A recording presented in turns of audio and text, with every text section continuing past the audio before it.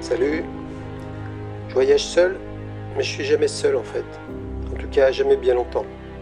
Les rencontres, elles se font comme ça, en chemin.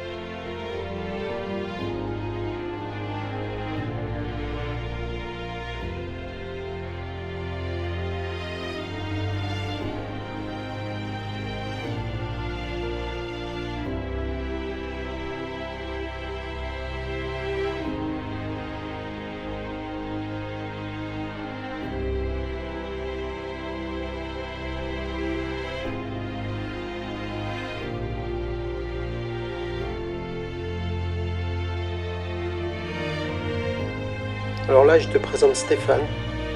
C'est un fou de nature. Il en a fait un métier.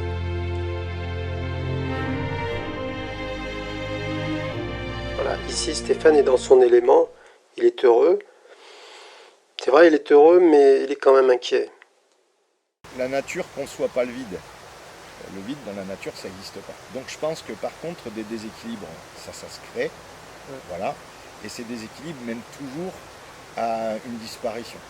En l'occurrence, à un moment donné, à force de détruire tout ce qu'il y a autour de nous, se crée un manque tel, d'un point de vue biologique, que on va dépérir, quoi. Donc à un moment donné, peut-être qu'un jour l'homme il sera amené à disparaître et que certaines espèces solides, elles seront toujours là. Et la nature reprendra peut-être ses droits.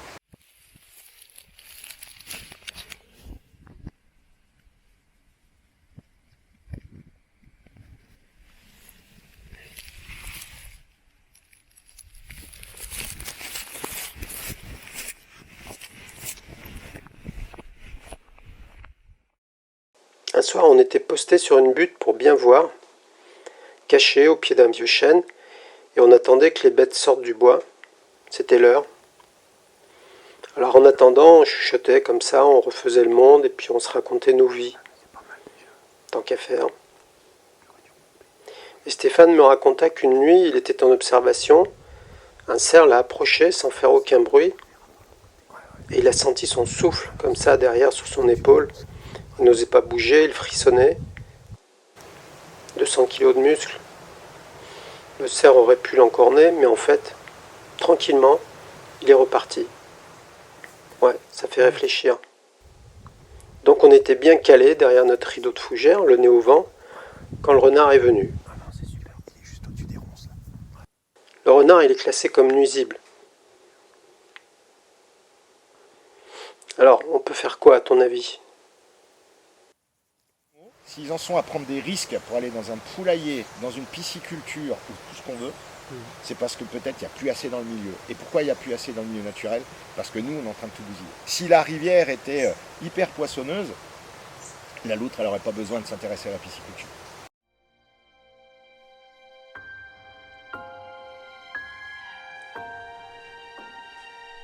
Il vit sur le plateau de Mille Vaches. Alors, le plateau de Mille Vaches, c'est un labyrinthe de chemins, de sentiers, de traces. Il m'a guidé dans ce dédale superbe et j'en ai pris plein les yeux.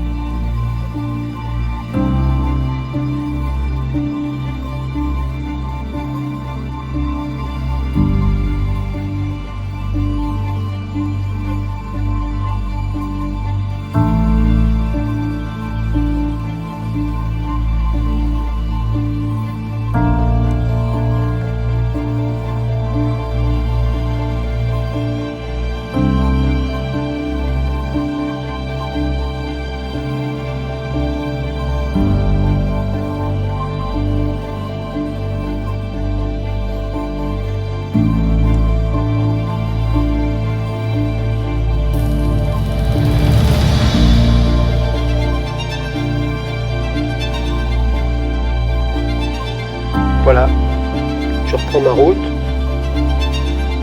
puis Stéphane il reprend la sienne. Finalement, tous les deux, on cherche la même chose. On veut préserver en nous cette petite flamme, cet enchantement, ces frissons qu'on ressent.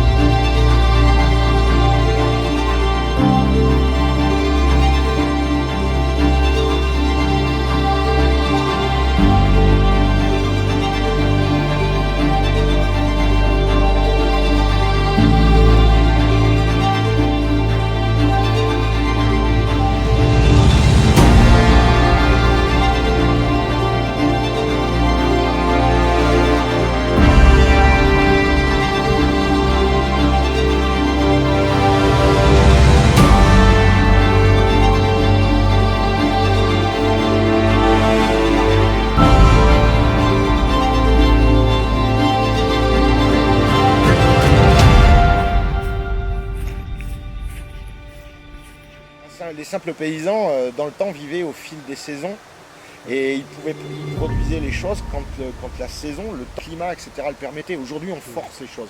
On se bat contre la nature. À un moment donné, elle sera plus forte que nous.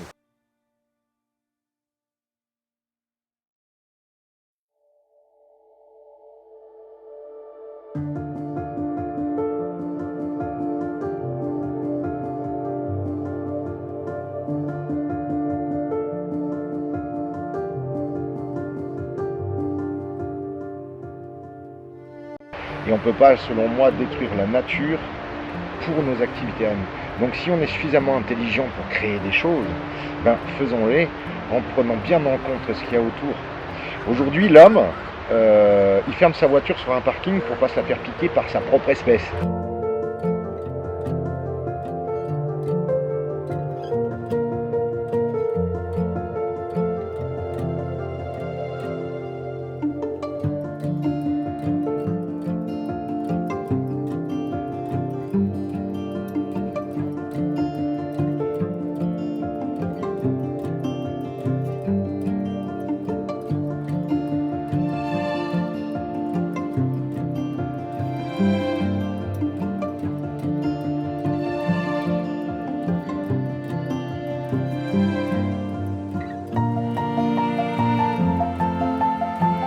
Si tu aimes ce que je fais, clique sur l'icône en bas à droite pour t'abonner. Et à la prochaine, salut!